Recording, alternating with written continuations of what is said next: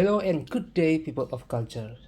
Today I brought to you the Warhammer X of Sigmar Dawnbringers Gloomspite Kids Trugg's Great Troggherd.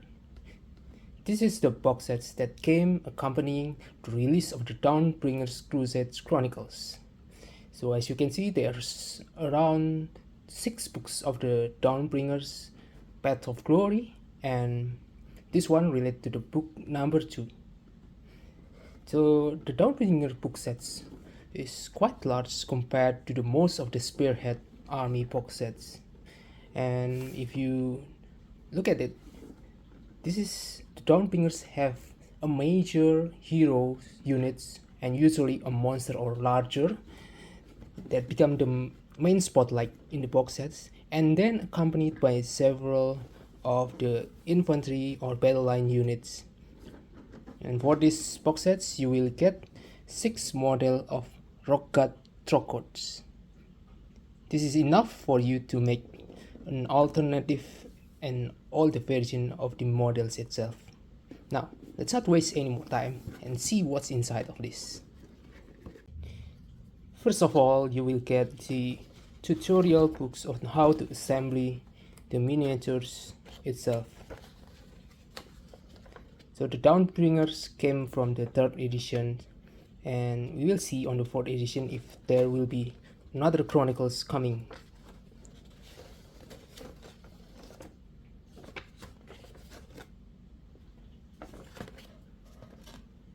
Now, after the tutorial books, we've got several sprue. These two sprue are identical and used to make the Rockgut Troggoth. You got a few of bases. It's 60mm and also a 100mm base for the Trogg itself. This is the Trogg unit, this sprue, and you will get another 2 sprue with identical to make the Rockgut Troggoth. And I think that's all from these boxes. So actually there's not much inside these box sets, but you see the box itself is quite big because of the size on the Trogg itself. It's quite thick because of some of the components came out from their basic sprue. So we're finally back with the sub-assemblies of the Dawnbringers Great Troggherd, and I left them behind like in this condition because several areas are much more difficult to be painted, and we have to put them in this condition and assemble them later after it being painted. Now we're gonna take a deeper and detailed look into each unit, starting with the Rockgut Troggoth.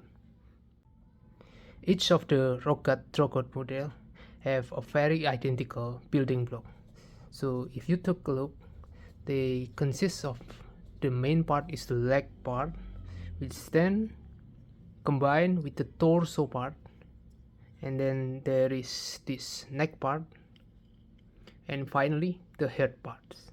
So on each unit component, you will get 3 of the leg parts and neck parts, and you will get various amount of the torso part. There are 2 standard torso parts, this one which hold the great mace, and you can see this one which hold a big boulder, and then you have 4 left side torso and then 4 right side torso, which you can mix match them all together to make a various torso parts. In total you can mix them and make 4 times 4, that is 16 variation, and you can combine them with the neck part and leg part to make one unit. The head part, you will get 9 pieces of them, so there are quite a lot of variation, and you will be left behind with a lot of leftover on the torso part and also the head parts. So let's talk about the battle profile of the Rockgut Troggoth while I showcase you each of their model. This unit costs you 190 points per each 3 model, which means that would be beyond 60 points per model, and you will expect them to be a very tough and elite infantry units. And this is quite clear because this model have 5 health and plus 4 save, and compared to other Troggoth units, this is the only unique one that have the ward traits of 5 plus ward, which means they are very much tough and strong to hold the defense line. Now, they have 2 kinds of weapon. The first one, the ranged weapon, is the throwing boulders, and the second one is melee weapon called stone maul or cracky hands. So the ranged weapon have 1 attacks times d3 damage, while the melee one have 2 attack times 3 damage, and they have 2 range each of them, so they are quite strong as a weapon. They don't have any particular abilities other than regeneration, which is at the start of any turn, d3 for each unit, which means you will get quite a lot of them because you can regen them at the start of your turn or your opponent turns. So actually, Rockgut Troggoth have a cousin called the Waterfell Troggoth. They also cost 190 points and almost similar parameter because they also have 5 health, except that they are more fragile because they don't have the ward traits and only have 5 plus save. But if you compare them, the Fellwater Troggoth have much dispersed attack because their attack number is higher but with lower damage. And also the Waterfell Troggoth have that special abilities called the Noxious Vomit. With attached, they put a damage into a unit, they will subtract 1 from the save roll for the units. So now let's move on to the Trugg the Troggoth King. This is a quite big unit, and it is a hero but also a monster from the 4th edition profile. And you can see the big size of the limb, and on the back side of this unit you can see a lump of rock, and there's like some kind of pedestal. This model also holds up this big mace in his right hand. Okay, if you measure the size using an actual ruler, so the total height from the foot up to the top of the mace is 6 inch, which is around 15 centimeter. But still, I thought this model is supposed to be bigger if compared with the other model from the other faction. This is still quite small. Okay, other than this large bird, we also have the head size. You can see the head size over here. And let's talk about the battle profile. So this unit will cost you 380 points just for 1 unit, but you will get a really tough hero. This hero have like 60 health with 4 plus save, and even if this is a hero, it doesn't get the ward traits like the Rockgut Troggoth. So but this guy get 2 kind of weapon. The first one is the Iron Shell Club, which have 4 attacks times 4 damage, and they have 3+ hit and 2+ wound. And also the mighty antlers, which is 2 attack times d3 plus 3 damage. So in total you have a possibility of around 28 damage at most. And there are several abilities of this unit. The one is the battle damage.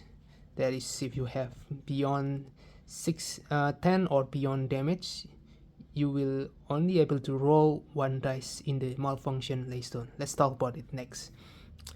There's also one ability called the crushing grips. Once per turn and per army, if you roll a dice to an enemy within 1 inch of this unit, and the roll dice surpass the health of that unit, then you can eliminate one model of that unit. And this Trugg also have a greater regeneration, which is a d6 heal on this unit rather than the d3 of the other Troggherd. Malfunctioning Laystone is a special abilities where you roll 3 dice and you can pick one of the dice, and the result of the dice will provide a certain abilities, a certain effects. If you pick one, the result of 1, then you can use grip of size, which inflicts d3 mortal wound. So it's actually a bad side of this roll result. But for the roll number 2 to 6 will be a buff for this unit.